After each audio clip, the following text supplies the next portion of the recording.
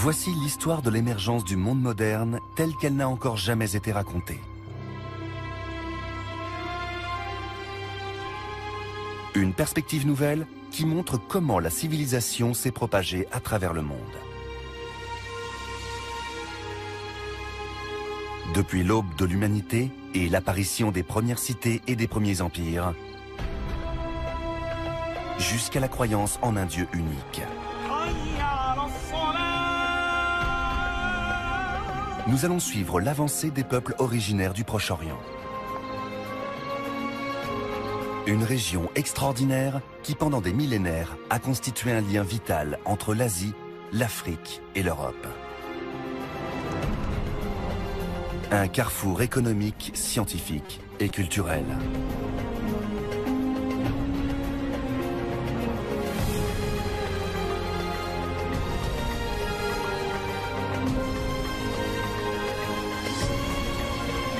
Accompagnez-nous dans cette odyssée fabuleuse.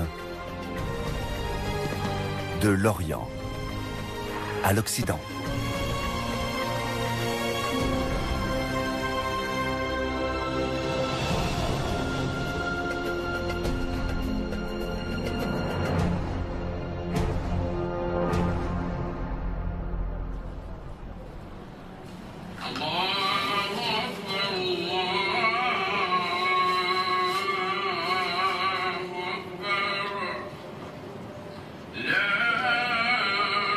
La Mecque, la ville sainte des musulmans.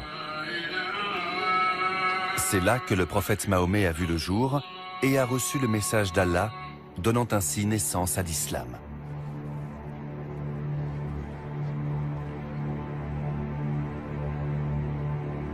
Depuis plus de 1400 ans, aucun non-musulman n'est autorisé à y pénétrer. Mais il est du devoir de tout musulman valide d'y effectuer une fois dans sa vie le pèlerinage en hommage à Allah, le Hajj, qui est l'un des 5 piliers de l'islam.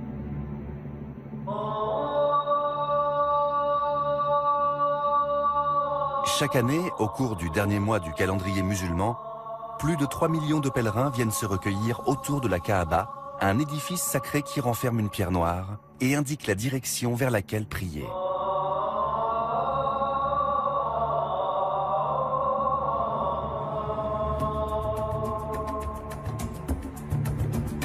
Au XXIe siècle, l'islam est la religion qui se développe le plus rapidement. Plus d'1,5 milliard de fidèles, soit 23% de la population mondiale, suivent les préceptes du prophète Mahomet. Quel est le secret de cette expansion planétaire? Les premiers convertis étaient des nomades qui avaient conquis le désert, mais pas encore d'autres territoires.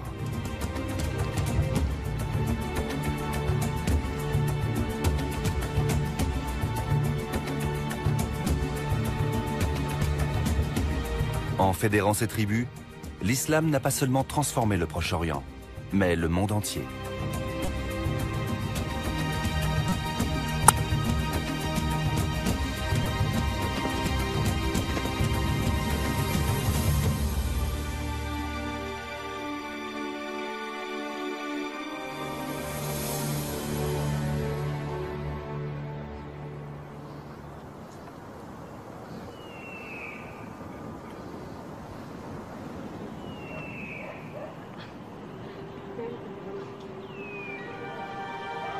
Tous les ans, pendant le Hajj, les pèlerins se rendent également au sommet du mont Nour, en périphérie de la Mecque, pour marcher sur les pas de Mahomet.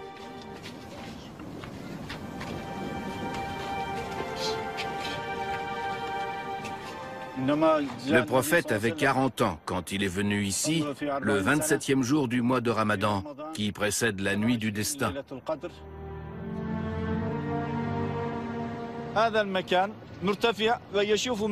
Depuis ces hauteurs, il pouvait contempler la Mecque, prendre du recul par rapport à la société en contrebas, s'absorber dans la réflexion et adorer Allah.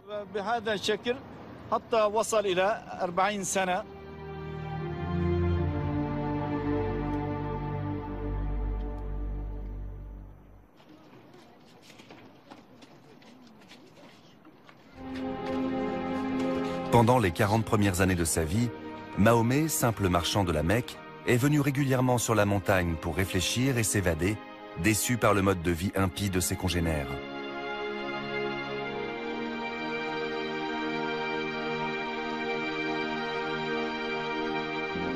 Et c'est ici, en l'an 610, que sa dévotion a été récompensée quand le message divin lui a été transmis. Un événement qui allait changer la face du monde. C'est la grotte de Hira, où le prophète venait se recueillir. C'est ici que Gabriel est descendu et qu'a eu lieu la révélation.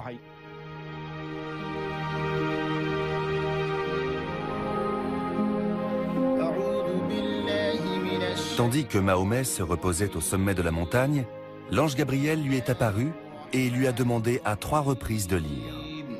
اقرأ باسم ربك الذي خلق خلق الإنسان من علق اقرأ وربك الأكرم الذي علم بالقلم علم الإنسان ما لم يعلم كلا Cette révélation a marqué le début du culte de l'islam. Mahomet en a eu plusieurs au cours de sa vie. Elles sont au cœur du Coran, le livre sacré de la religion musulmane.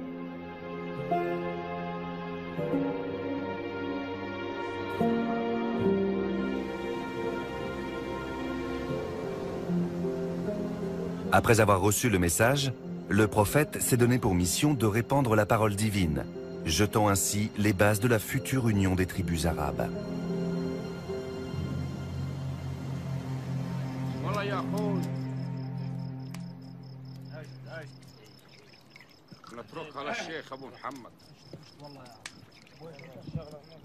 Une nouvelle religion allait fédérer ces tribus, l'islam.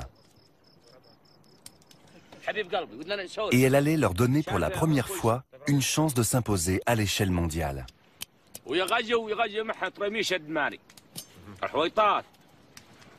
C'est un tournant décisif dans l'histoire des religions. L'islam a métamorphosé à jamais la culture de la péninsule arabique.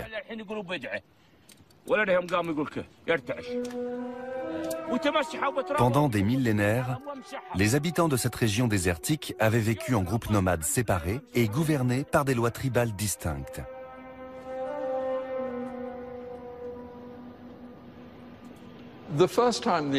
La première mention historique des Arabes se trouve dans les inscriptions des rois assyriens qui relatent leurs batailles. Ces guerriers du nord de l'Irak ont vécu vers l'an 1000 avant Jésus-Christ.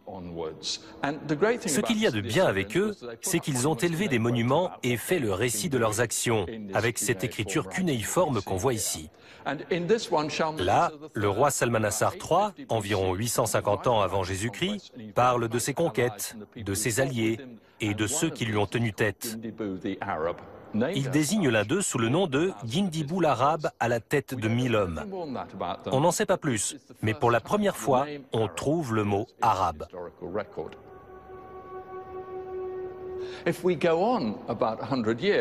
Une centaine d'années plus tard, on a la toute première représentation des Arabes. C'est un fragment de frise datant de 728 avant Jésus-Christ, qui montre des prisonniers lors d'une marche triomphale. Cette fois, les Arabes sont du mauvais côté. Ils ont été capturés, ils ne portent qu'une sorte de pagne, on les a déshabillés, ils ont une barbe, les cheveux longs, et regardez leurs poignets attachés dans le dos. Ils sont en mauvaise posture. Sur la stèle du bas, on voit ce que les Assyriens ont pris à ces Arabes. En premier lieu, des chameaux, qu'on trouve encore aujourd'hui dans le désert. C'est le butin numéro 1. C'est intéressant de voir que les Arabes fournissent leurs troupeaux. Il n'est pas question d'étoffes précieuses, d'or, d'argent ou même de châteaux. Tout ce qu'ils ont à offrir, ce sont les choses simples d'un mode de vie pastoral.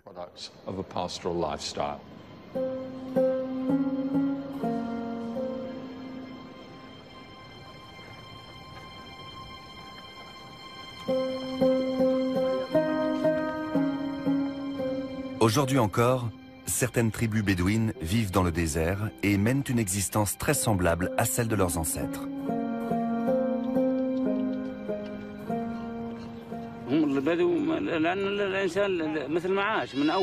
Nous, les Bédouins, on vit dans le désert comme on a toujours vécu. On a la même vie et le même état d'esprit que nos ancêtres.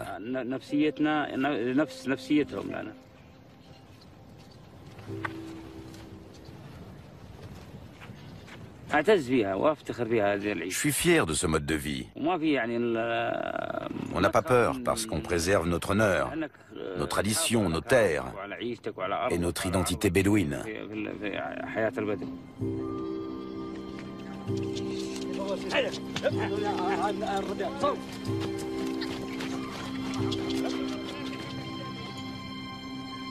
Même s'il a fallu attendre que l'islam unifie les tribus d'Arabie pour qu'elles puissent avoir une influence mondiale, leur structure en clan nomade leur avait permis de survivre et de prospérer malgré les maigres ressources de leur habitat.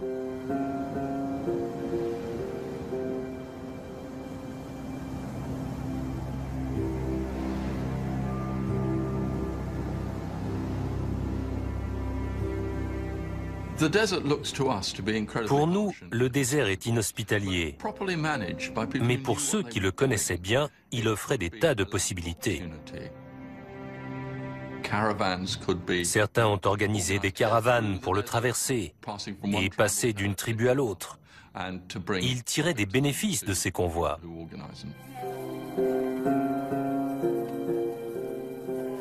C'était donc une terre d'aubaines économiques.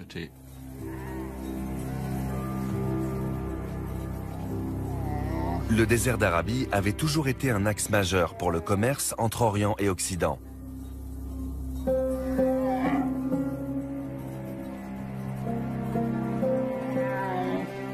Il était à la croisée des chemins empruntés par les caravanes de marchandises qui circulaient entre l'Inde, la Chine, l'Arabie et l'Europe. Ce passage a donné naissance en bordure du désert à l'une des cités les plus extraordinaires de l'Antiquité, Pétra.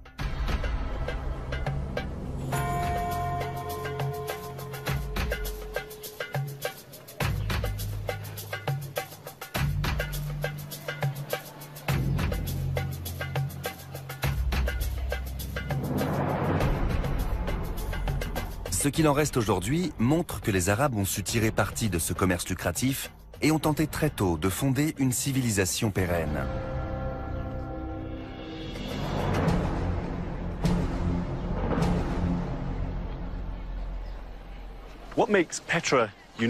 Ce qui rend Pétra unique, c'est qu'elle allie deux caractéristiques apparemment paradoxales.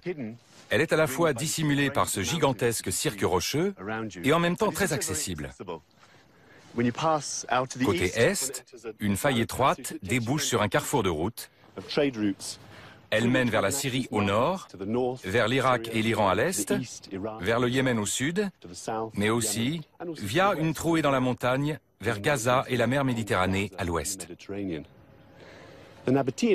Les Nabatéens, un peuple arabe nomade et éleveur de moutons et de chameaux dans le désert oriental, ont peu à peu pris le contrôle de ces routes marchandes.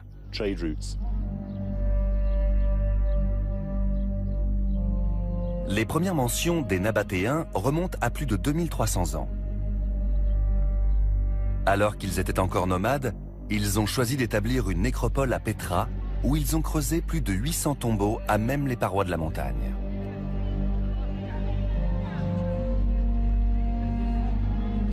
Et en l'espace de 200 ans, ils ont accumulé des richesses colossales grâce à leur monopole sur la route des caravanes.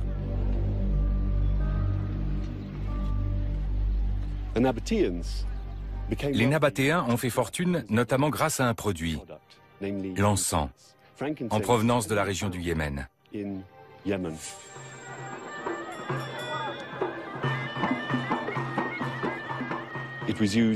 Il était utilisé pour les cultes divins et les cérémonies mortuaires.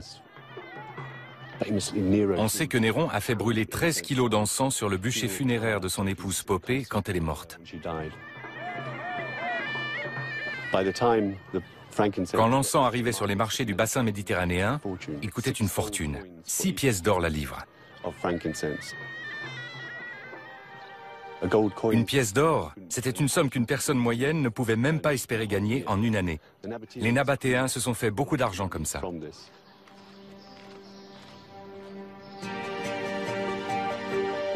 Grâce à ces revenus, ils ont transformé la nécropole de Pétra en une métropole vivante et animée.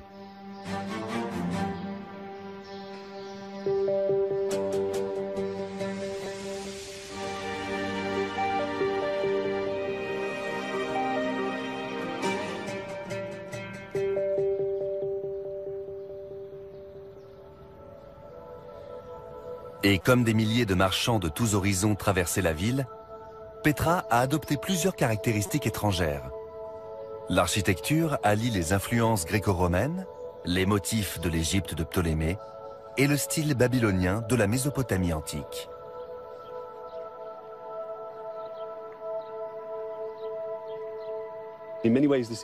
Pétra a la particularité de mélanger les traditions et les concepts de différents peuples.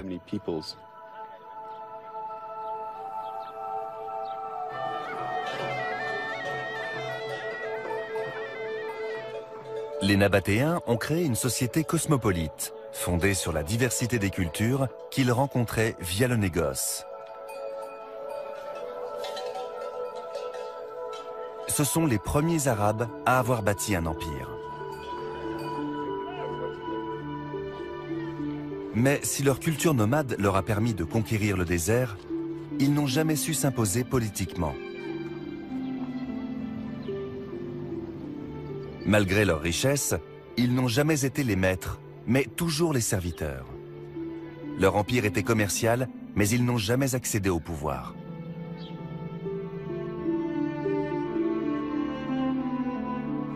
Il y a 1900 ans, l'Empire romain a progressé vers l'Est et a annexé la région. Le sort des Nabatéens s'est retrouvé entre leurs mains.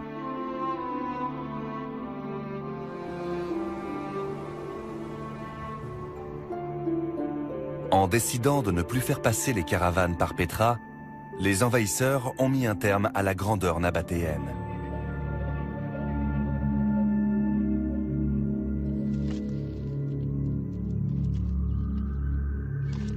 Mais tous les peuples arabes n'ont pas été perdants pour autant. Quand les marchandises ont suivi un nouveau trajet à travers le désert, une nouvelle tribu a pris le contrôle à Palmyre. Avec les bénéfices qu'elle tirait du passage, elle a créé un royaume tout aussi fastueux que celui de Pétra, mais avec en plus de réelles ambitions de pouvoir.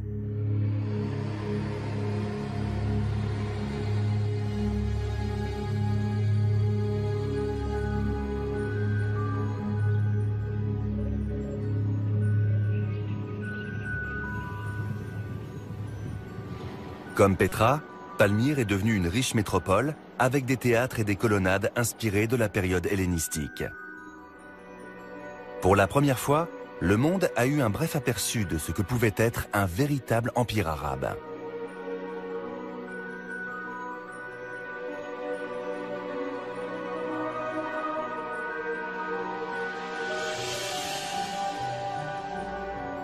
L'empreinte gréco-romaine y est tout aussi flagrante, mais avec par ailleurs une forte identité arabe et orientale, comme en témoigne le temple de Bel en son centre.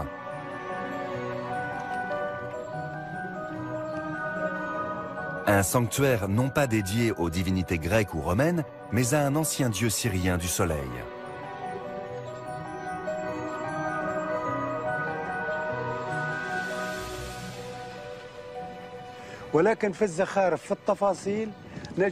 Les motifs de la façade sont gréco-romains, mais à l'intérieur, c'est oriental.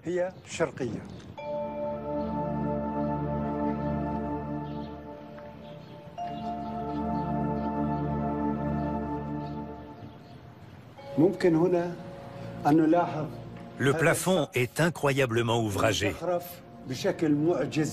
On dirait du bois sculpté, mais non, c'est un bloc monolithe de plus de 30 tonnes.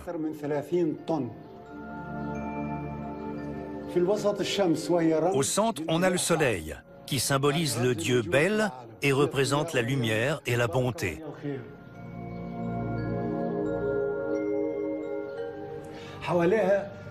Tout autour, on a des motifs entrelacés qu'on appelle aujourd'hui des arabesques.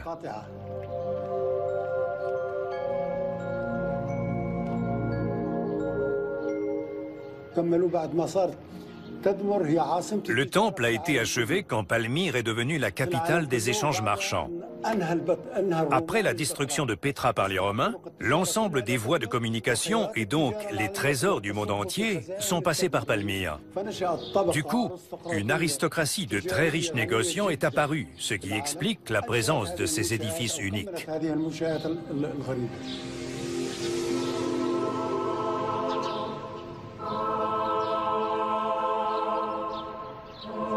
C'était l'âge d'or de Palmyre. À sa tête, la reine Zénobie rêvait d'en faire un empire capable de rivaliser avec Rome.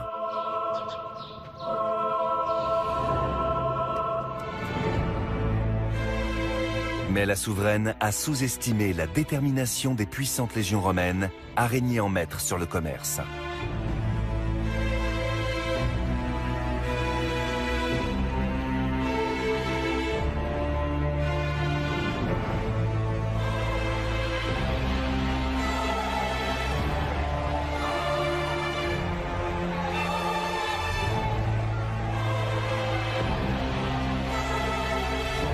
En 272, l'empereur Aurélien assiège Palmyre et capture Zénobie pour l'exhiber comme un trophée lors de son retour triomphal à Rome.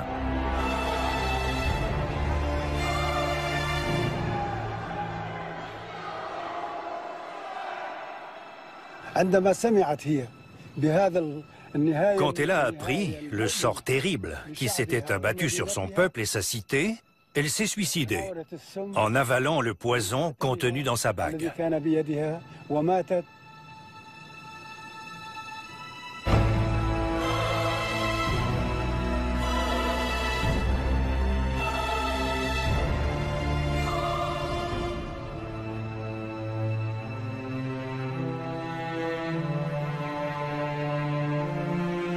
Palmyre était en ruine.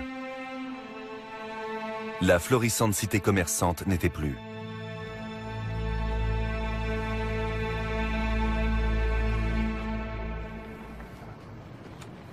À Pétra comme à Palmyre, les Arabes ont prouvé qu'ils étaient capables de bâtir des royaumes autour du transit de marchandises. Mais dans aucun de ces lieux, ils n'ont su laisser une empreinte durable. Il faudra attendre 300 ans pour que la roue tourne dans une autre ville en bordure de la piste des caravanes, la Mecque.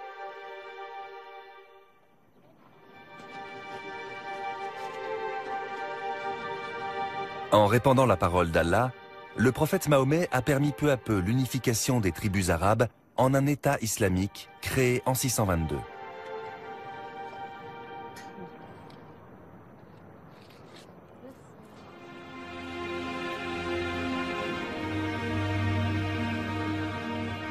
Et le Coran a renforcé cette unité en édictant une liste de préceptes qui régissent le quotidien des musulmans et leur donnent un but commun.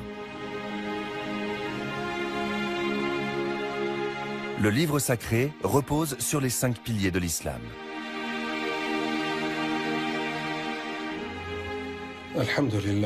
Les 5 piliers de l'islam sont témoigner que nul autre qu'Allah ne peut être adoré et que le prophète Mahomet est son serviteur et son messager.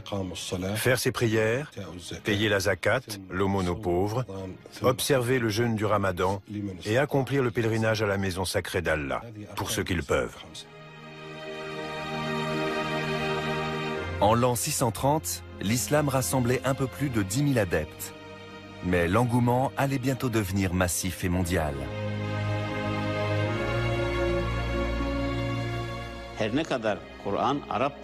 Même si le Coran a été écrit en langue arabe, il n'était pas destiné uniquement au peuple arabe, mais au monde entier.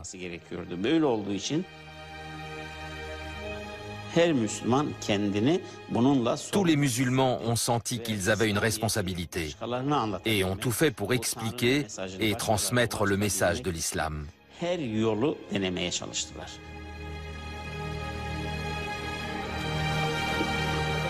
Cette volonté de répandre la parole divine a permis à la civilisation arabo-musulmane de prendre très vite de l'ampleur.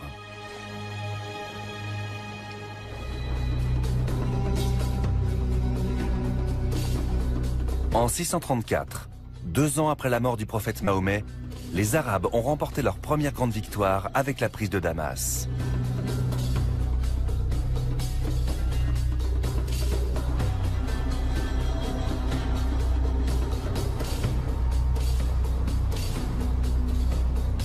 La manière dont ils ont conquis à la fois la cité et ses habitants a donné le ton de l'expansion de l'islam au cours du siècle suivant.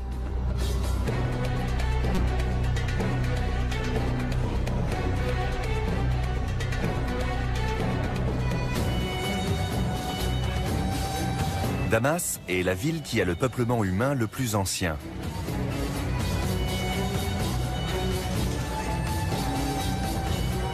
Son souk animé reflète ses origines d'oasis marchande.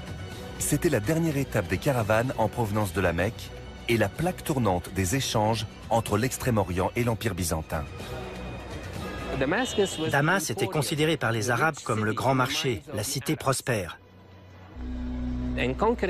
La prise de cette ville a sans doute été symbolique pour la conquête de la Syrie.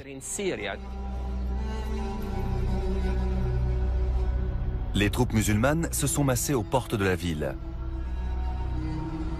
Mais faire tomber cette capitale n'a pas été chose aisée.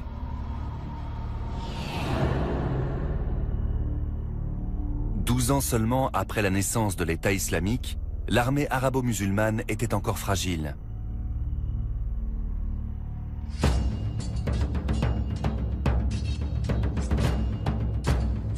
Pourtant, elle allait devoir affronter les chrétiens byzantins qui dominaient l'Antiquité depuis 800 ans.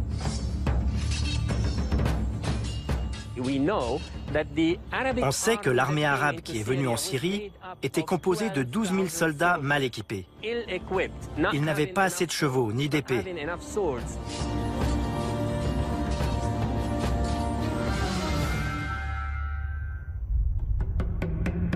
Non seulement l'armée byzantine était puissante, mais en plus, elle était retranchée dans une citadelle fortifiée à l'extrême.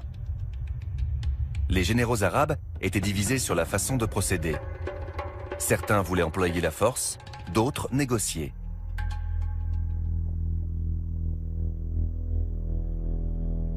Celui qui souhaitait une approche militaire, c'était Khalid ibn al-Walid, un redoutable guerrier surnommé le glaive de l'islam.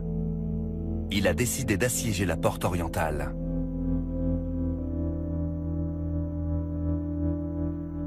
Khalid ibn al-Walid est un homme d'action. C'est un célèbre héros de l'armée islamique aux premières heures de la conquête. Avec sa division, il était posté à la porte orientale de Damas.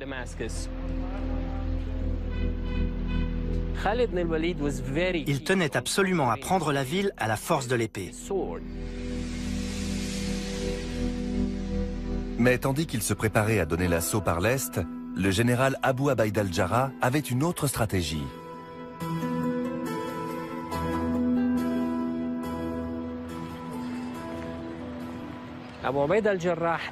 À l'autre bout de la ville, Abu Abaïd al-Jarrah a entamé des négociations avec un patriarche de Damas. Et ils ont fini par signer une trêve. L'armée arabe pouvait entrer en toute quiétude par la porte ouest. On dit que Damas a été conquise pour moitié par la guerre et pour moitié par la paix.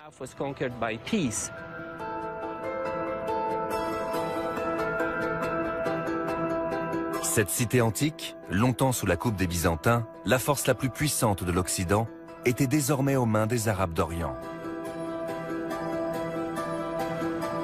L'ordre ancien était tombé et l'équilibre des pouvoirs avait changé. Ce nouveau type de gouvernement allait changer la donne dans le monde entier.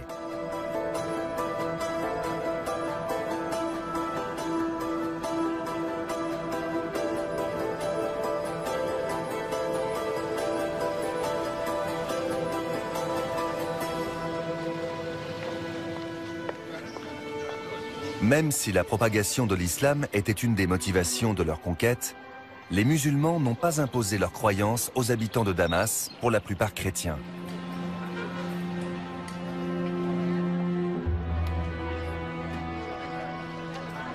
L'histoire de l'un des plus anciens édifices religieux de la ville en témoigne.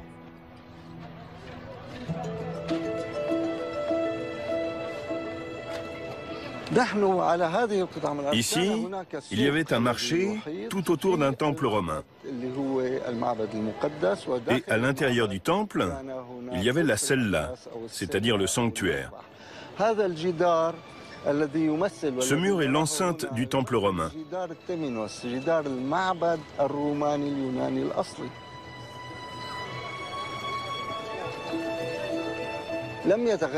Le bâtiment est resté tel quel, mais son utilisation, elle, a changé. Le temple romain est devenu une basilique byzantine.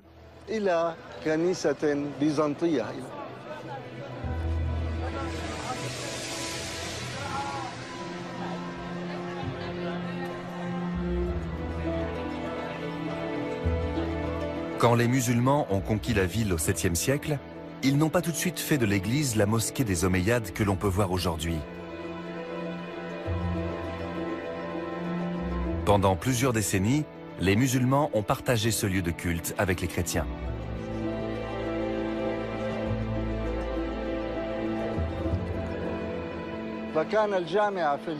La mosquée était là, côté est, et l'église était côté ouest. Les citoyens de Damas, les musulmans comme les chrétiens, entraient par la porte sud et allaient chacun vers leur lieu de prière respectif. Cette situation a duré environ 70 ans.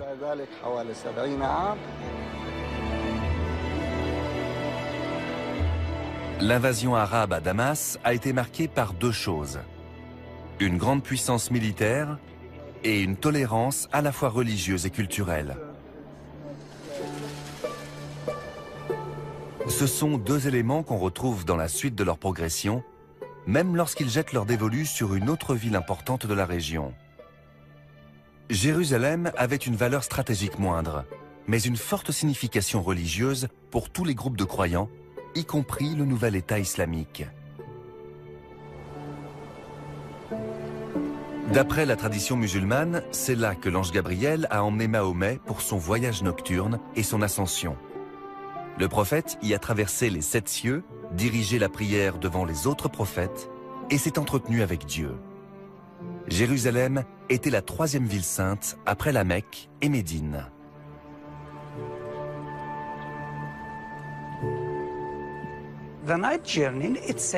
Le voyage nocturne est important dans les pratiques et la foi musulmane, parce que cette nuit-là, le prophète Mahomet a accompli une prière.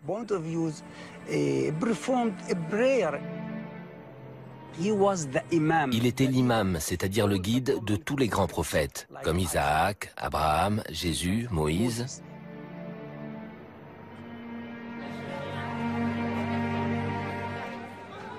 Mais au début du 7e siècle, Jérusalem était comme Damas, sous l'autorité des Byzantins, qui la considéraient eux aussi comme une ville sainte, parce qu'elle abritait l'église du Saint-Sépulcre.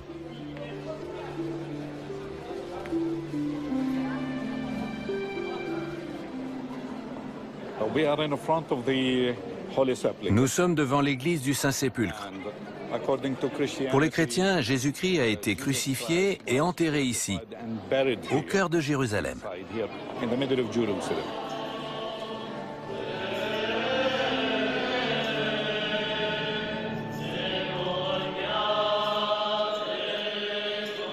Quelque temps après la chute de Damas, en 637, les forces arabo-musulmanes sont arrivées aux portes de Jérusalem. L'armée byzantine ayant été mise en déroute en Syrie, la ville ne pouvait compter sur aucun soutien militaire. Elle a résisté 4 mois. Mais son chef, le patriarche Sophrone, voyant que le sort en était jeté, a décidé de capituler.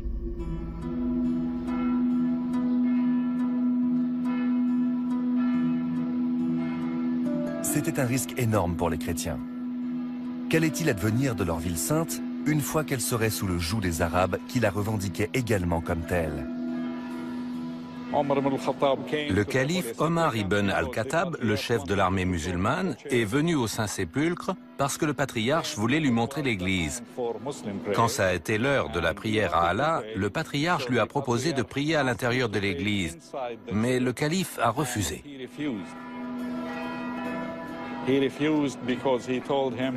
Il a expliqué que s'il acceptait, les musulmans voudraient transformer l'église en mosquée, sous prétexte qu'Omar ibn al-Khattab avait prié dedans.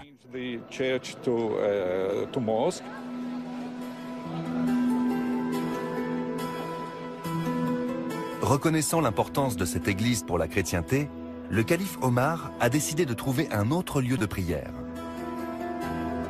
Et c'est à quelques mètres du Saint-Sépulcre qu'il a fait bâtir la mosquée qui porte aujourd'hui son nom.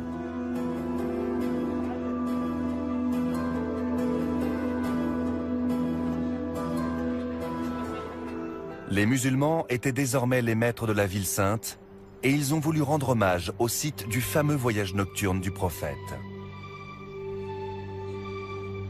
Il est marqué par le premier monument islamique au monde, le dôme du rocher.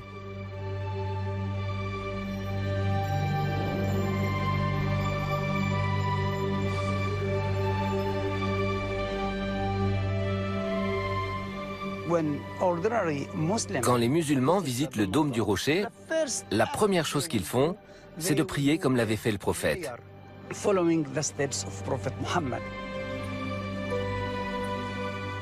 C'est important pour les fidèles de l'islam.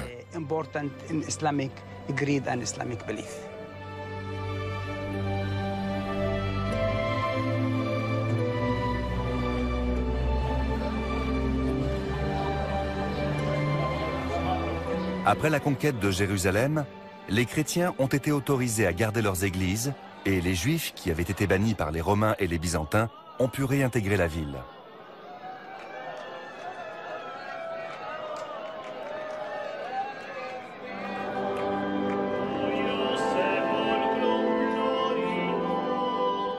La tolérance religieuse était l'un des fondements de l'islam et la clé du succès de la civilisation musulmane.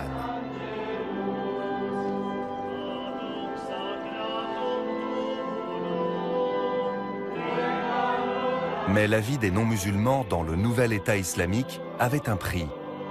Pour être protégés, ils devaient verser un impôt.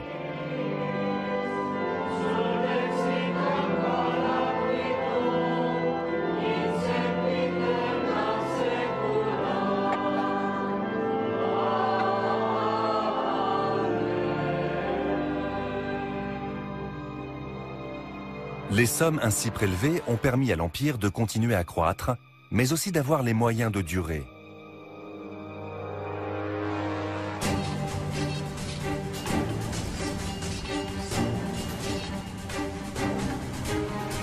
Et bien sûr, la progression de l'Empire a suivi la direction des richesses. Aucun autre pays ne pouvait leur offrir de trésors plus précieux que l'Égypte, le grenier à blé du Proche-Orient.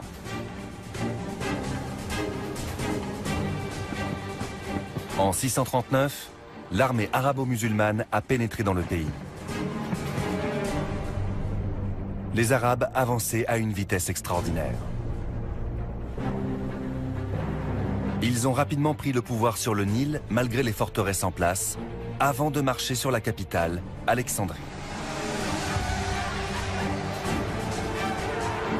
Depuis plus d'un millénaire, le port d'Alexandrie faisait le lien entre l'Orient et l'Occident.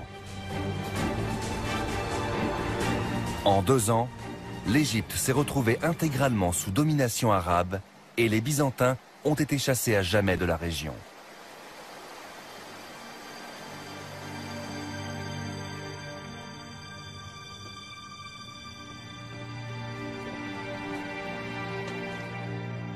L'État islamique a alors prélevé le plus de richesses possible dans le pays conquis.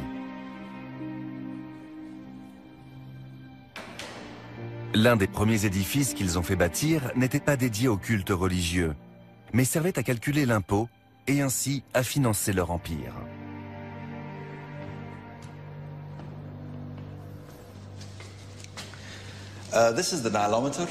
Ceci est un nilomètre et c'est probablement la plus vieille construction musulmane d'Égypte.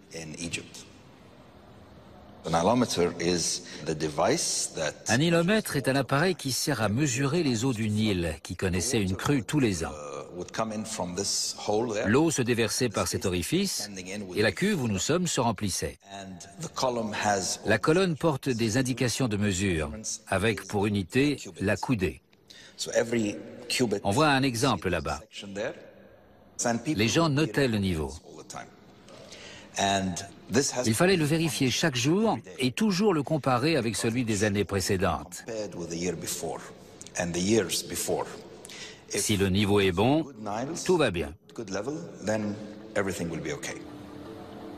Ça veut dire que l'irrigation sera bonne, les récoltes seront abondantes, le commerce sera lucratif et les gens auront de quoi payer l'impôt. En surveillant le niveau du Nil, l'État islamique pouvait estimer la récolte annuelle et ainsi calculer le montant maximum de l'impôt dont la population devrait s'acquitter.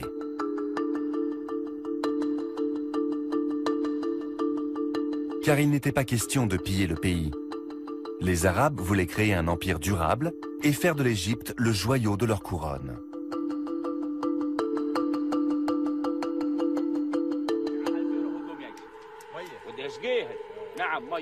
Pour assurer la pérennité de sa présence, l'armée arabo-musulmane, toujours constituée en grande partie de nomades, devait se sédentariser. À quelques centaines de mètres du site de leur première victoire, des archéologues ont découvert les traces du tout premier campement arabe en Égypte.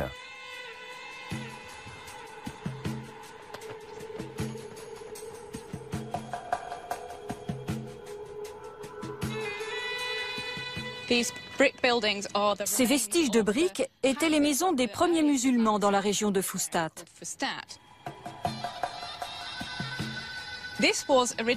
À l'origine, c'était le site où l'armée arabe avait établi son camp retranché. Les villes de garnison étaient en quelque sorte des camps militaires permanents.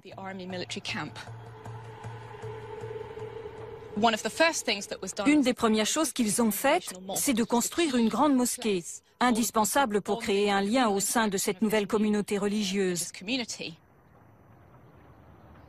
Le reste de la ville était découpé en parcelles de terrain allouées à différentes tribus, qui ont pu par la suite développer leurs propres infrastructures, leurs habitations. De petites mosquées de proximité ont été bâties dans chacune de ces zones, pour que chaque tribu qui venait vivre à Fustat y ait accès.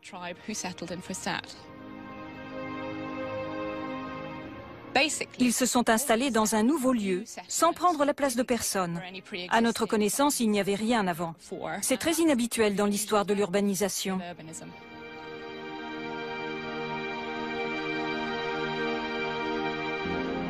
L'armée arabo-musulmane avait fait surgir de terre une nouvelle capitale.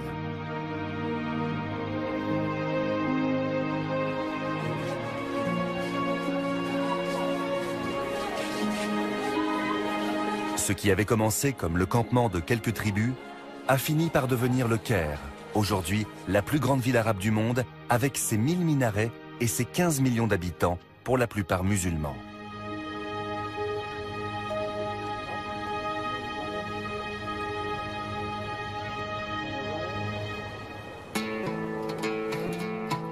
À mesure que les Arabes ont annexé les territoires, de nouvelles villes profondément islamiques se sont développées, comme Bagdad, Bassora, Mossoul, Fustat et Kairouan, ce qui a complètement métamorphosé le paysage de l'Arabie et de l'Afrique du Nord.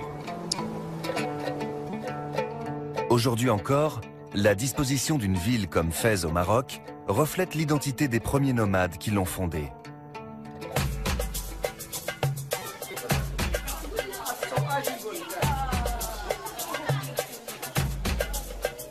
Fès captures the very essence of what is an Islamic city. Fès représente la ville arabe par excellence. À sa construction, elle était divisée en petits quartiers différents, selon plusieurs critères. La tribu, l'ethnie et même la confession.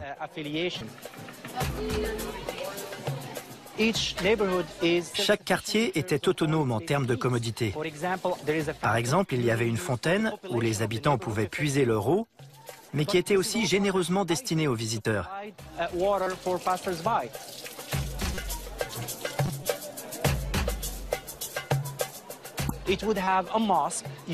Il y avait une petite mosquée de quartier pour les 5 prières quotidiennes. Mais le vendredi, les gens allaient à la grande mosquée en centre-ville.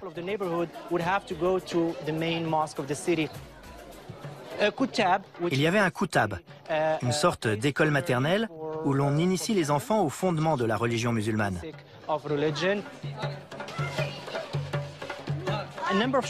Et plusieurs échoppes pour les besoins quotidiens, comme des épiceries. Chaque quartier avait un four pour cuire le pain.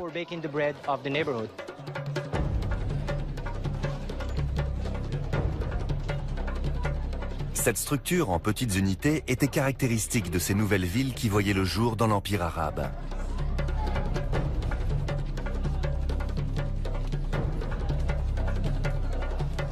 Le dédale de ruelles et de passages qui reliaient les différents quartiers contrastait avec le quadrillage de rues à découvert des cités gréco-romaines.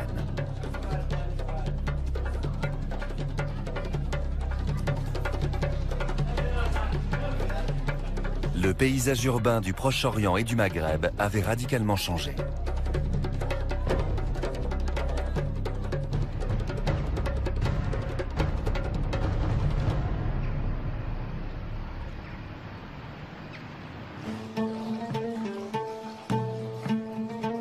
À la fin du 7e siècle, l'Empire arabo-musulman occupait un territoire considérable. Ses chefs ont alors tout mis en œuvre pour créer une identité impériale unique, seule garantie d'une civilisation pérenne.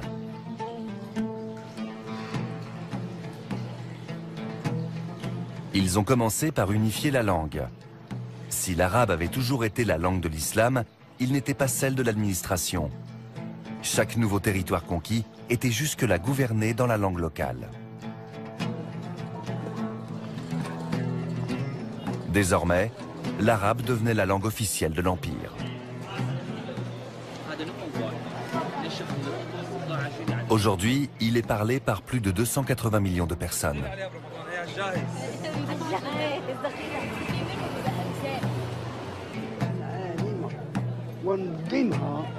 «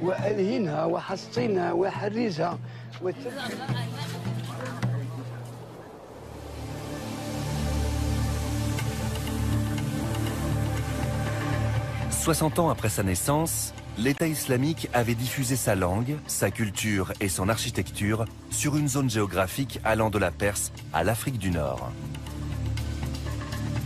Au début du 8e siècle, la dynastie des Omeyyades a érigé le symbole de sa domination et de son expansion, la première mosquée impériale.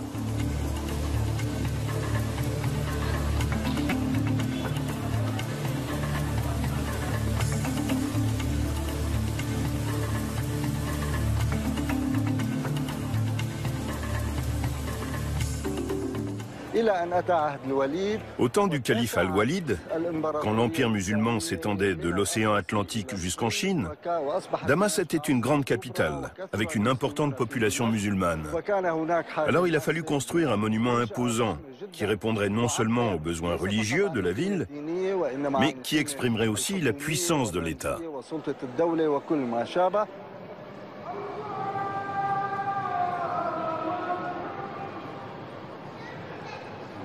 Les musulmans ont alors cessé de partager la mosquée des Omeyyades avec les chrétiens.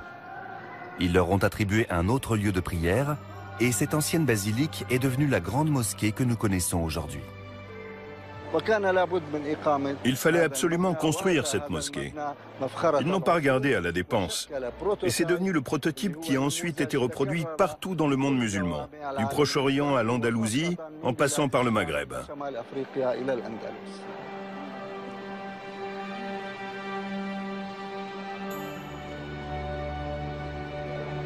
L'architecture et la disposition de la basilique byzantine avaient servi de base à la toute première mosquée impériale.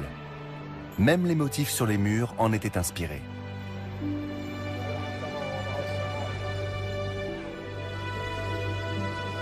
Mais les architectes avaient néanmoins inventé quelque chose de nouveau.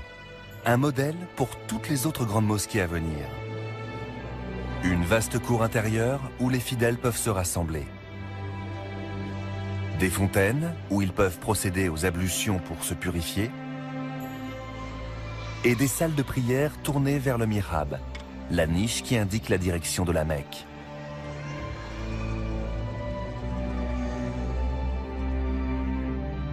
Les architectes et les artisans de l'Empire tout entier ont été conviés à visiter cet édifice pour en copier les plans. D'autres mosquées ont commencé à fleurir en guise de lieux de culte, mais aussi de symboles durables de la civilisation arabo-musulmane.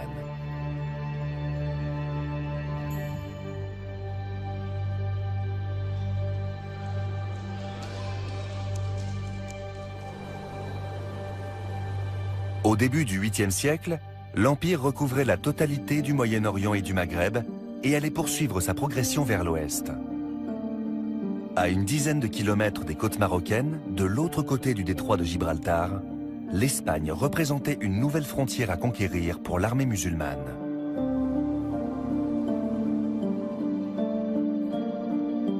Comme celle de l'Égypte, ces terres fertiles constituaient une nouvelle occasion d'amasser des richesses. De plus, le pays était en plein chaos politique. Toutes les conditions étaient donc réunies.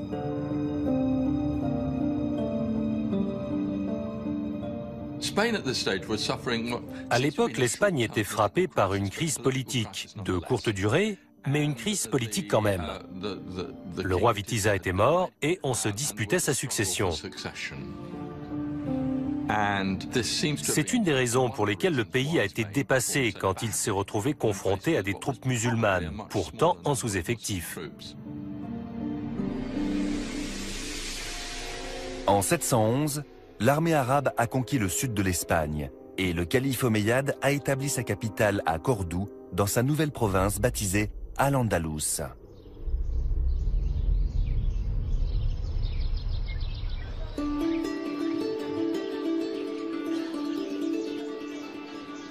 Bien décidés à laisser leur empreinte en Occident, les Arabes ont construit une mosquée tout aussi grandiose que celle d'Orient.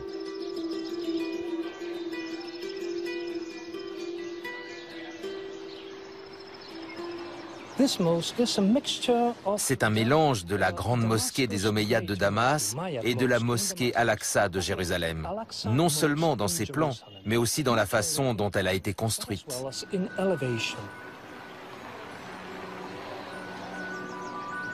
Les similitudes se retrouvent aussi bien dans la structure que dans les détails.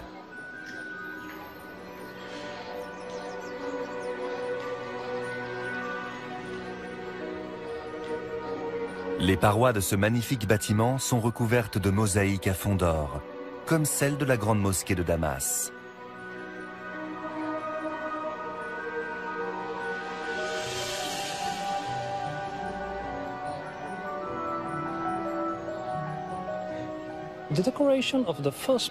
La première partie de la mosquée présente très peu d'ornements. Ils n'ont pas résisté au temps. Mais ce qui a été préservé, ce sont les colonnes. Une véritable forêt de colonnes.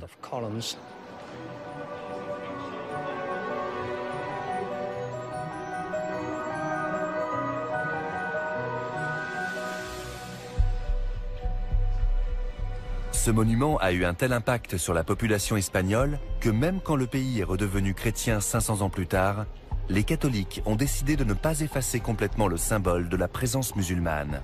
Ils ont intégré une cathédrale au cœur même de la mosquée.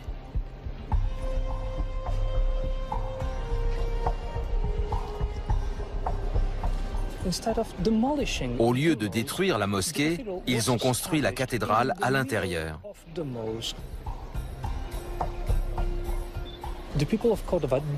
Les habitants de Cordoue ne voulaient pas que la mosquée disparaisse, parce qu'ils la considéraient comme l'emblème de leur ville. Et c'est comme ça que le symbole de l'islam est devenu le symbole du peuple de Cordoue et d'Andalousie.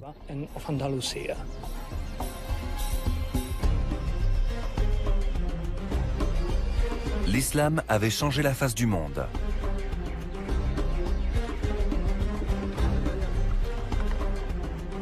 Les premiers musulmans n'ont pas seulement conquis le désert, mais tout l'Orient.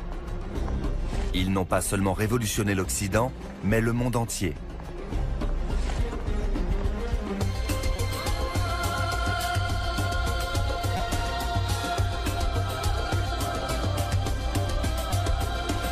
La civilisation arabo-musulmane a ouvert la voie à une religion et à une culture qui s'est propagée dans quasiment toutes les régions de la Terre.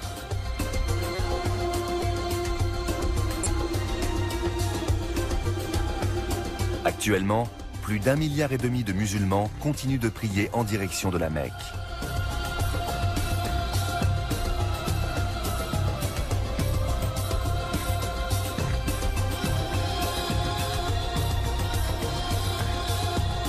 La vitesse à laquelle l'islam s'est développé est extraordinaire. En à peine plus d'un siècle, il s'est répandu sur un vaste territoire et a fondé l'un des plus grands empires de l'histoire. Un empire bâti, pour ainsi dire, en une nuit, mais dont l'héritage perdure encore à ce jour. La semaine prochaine, l'âge d'or de l'islam.